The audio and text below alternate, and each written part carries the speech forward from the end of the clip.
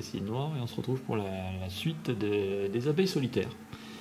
Donc je vais vous présenter un peu les abeilles que j'ai vues en fait, que j'ai observées. En fait il y en a partout dans mon jardin, dont celle-là qui fait, le trou fait à peu près 2 millimètres, hein, pas plus, c'est le caméscope qui grossit vraiment. Et donc cette abeille voilà, a creusé son trou dans une des bûches que je stocke pour l'hiver, pour brûler à la cheminée. Et voilà, il y a même des abeilles solitaires vraiment qui sont minuscules. Et donc là on peut voir que j'ai installé nouveau lot de cannes dans le jardin du haut. Et donc là, on peut voir qu'il est déjà habité.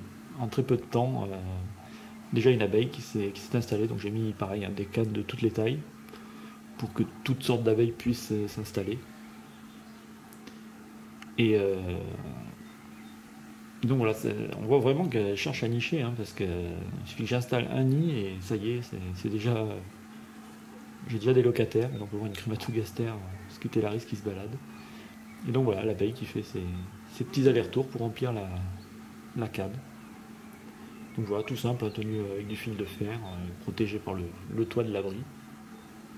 Là, j'ai rajouté des branches, ce qu'on appelle à moelle tendre, comme les ronces, les sureaux et d'autres plantes comme ça. Vous voyez, le centre de la branche est blanc. Et on peut voir qu'il y a une branche qui est déjà creusée en son centre par une abeille solitaire. Ce sont des petites abeilles qui en fait ne nichent pas dans les trous déjà faits. Il faut qu'elles creusent elles-mêmes la branche. Donc j'en ai mis un peu partout, principalement des ronces. Et donc j'ai vu sur des vidéos allemandes sur YouTube qui mettaient les branches à la verticale, donc j'en ai posé aussi comme ça, dans ce sens-là, pour voir ce que ça donnera. Et puis aussi, alors juste à côté, j'avais pas fait attention, mais j'ai un vieux cerisier qui est mort depuis quelques années maintenant. Et quand je disais que voilà, c'est vrai qu'on enlève les arbres morts dès qu'ils meurent, on les coupe, on les enlève. Et celui-là, il est resté, et du coup, voilà, il a été colonisé par des abeilles solitaires. On peut voir qu'il y a des trous un peu partout, et les trous sont habités. Donc, il est pas gros, hein, mais ça suffit pour les installer.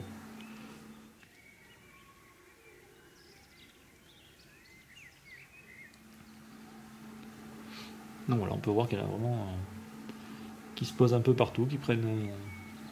C'est le matin, donc voilà, qui se réchauffent un peu avant d'attaquer une journée de travail à remplir leurs trous.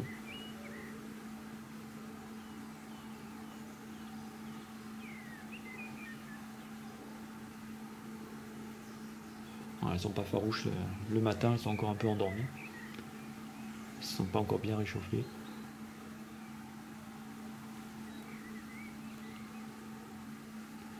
Alors là, on peut voir. En fait, oui, j'étais en train de tailler des ronces pour faire justement des nids. Et puis en fait, malheureusement, une des ronces que j'ai coupées était habitée par cette abeille. Donc après, elle va l'abandonner parce que forcément, elle n'est plus du tout au même endroit. Et voilà. Mais donc voilà, pour vous montrer que. Heureusement, je ne l'ai pas coupée en deux d'ailleurs, on coupe à la ronce, si j'aurais pu.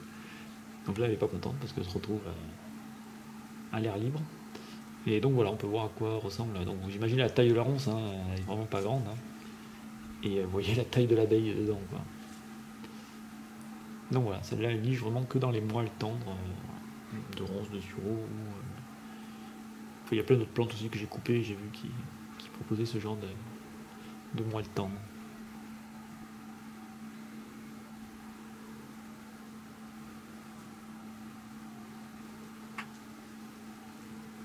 Donc du coup maintenant, quand je taillerai les ronces, parce que j'ai un gros roncier que je maintiens mais je ne l'arrache pas, et du coup voilà, je saurai que je garderai les grosses branches pour les faire sécher, et puis ensuite je les rajouterai à plusieurs endroits dans le jardin.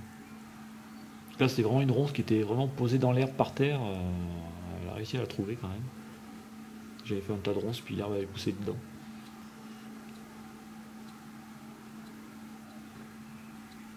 D'ailleurs je pense que je l'ouvrirai celle-là pour voir ce qu'elle avait fait dedans, parce que de toute façon voilà, c'est condamné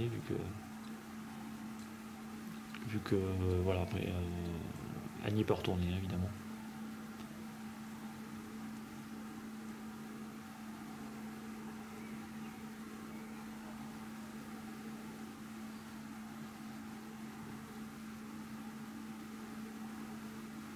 C'est vrai que quand on s'y intéresse, hein, il y a vraiment un nombre d'abeilles solitaires différentes, c'est impressionnant.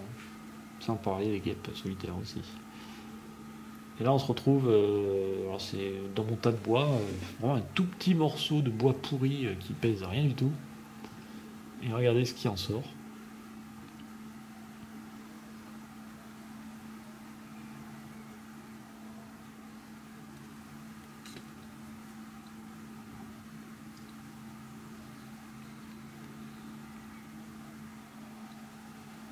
Pourtant il est vraiment pas gros hein, le morceau, il est juste posé comme ça par terre. Il est protégé de la pluie parce qu'il y a le toit dessus, donc du coup bah, voilà, ça il a suffi pour faire son nid dedans.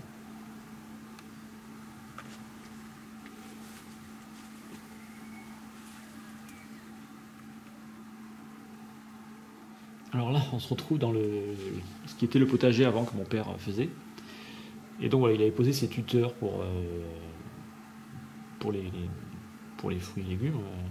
Donc là, voilà, on voit le potager maintenant qui est abandonné. Et donc ce sont des tuteurs qu'il avait posés comme ça, là, qui sont abandonnés depuis. Et en fait, bah, les tuteurs, ils sont bien orientés au soleil. Et puis offrent des petits trous que du coup, bah, les abeilles solitaires, enfin une abeille solitaire en tout cas, a choisi. Vous voyez, elle a déjà rempli le tuteur, elle l'a bouché. Et j'ai vu qu'elle était déjà en train de remplir un autre trou.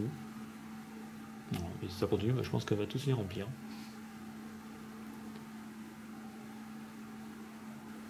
Donc vraiment, ces abeilles sont opportunistes, hein, on peut le dire. Donc là, on en voit une qui est en train de ramasser le pollen sur... pas un pissenlit, mais enfin, ça y ressemble un peu. C'est une plante enfin une herbe qui monte à peu près à 1,50 m de haut. Qui fait des petites fleurs jaunes, et alors les abeilles solitaires se font un plaisir dedans à chaque fois. Donc du coup, je débroussaille, je les laisse. Et alors là, en mangeant un sandwich dehors, tranquille, qu'est-ce que je vois? Une abeille solitaire qui niche dans le cactus. Alors en fait, exactement, c'est une abeille qui creuse des trous dans la terre et qui aime bien particulièrement nicher dans les pots de fleurs. Je l'avais déjà remarqué il y a longtemps. Et en fait, il y en a une autre aussi qui a niché là. Elle rentre par le trou sous le pot et elle a fait un nid. Et en fait, elles entreposent plein de feuilles à l'intérieur pour tapisser le trou en terre. Et ensuite, pareil, elle rentre du pollen, même principe que la canne. Et il y a aussi une autre abeille solitaire aussi, je l'ai vue, rentrer sous le cactus. Là, elle a fait un trou aussi dessous. Enfin, pareil, c'est marrant de les voir se déplacer, faire les allers-retours avec des bouts de feuilles. Et donc voilà, pour tapisser toute la galerie du nid. Je trouve ça vraiment intéressant à observer.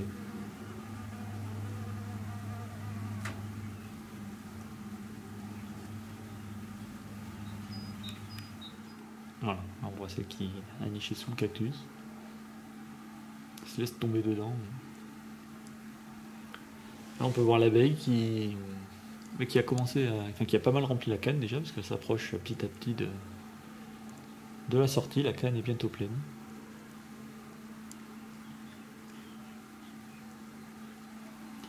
Et là, qu'est-ce qu'on remarque? De la sciure. Mais pourquoi de la sciure? Parce que normalement, ces abeilles solitaires ne creusent pas. Et bien ça, ce sera la surprise de la prochaine vidéo. Puisque, oui, il y a eu un locataire surprise qui s'est installé dans ce nid, cet hôtel, on va dire, à abeilles solitaires. Et donc voilà, donc j'espère que cette vidéo vous plaît, enfin ce genre de vidéo vous plaît. Voilà, il y aura une suite puisque déjà je vous montrerai donc l'invité surprise qui a fait cette sciure. Et puis d'ailleurs je vais juste vous laisser l'entendre quand il vole. On se quittera là-dessus et moi je vous dis ciao ciao et à bientôt.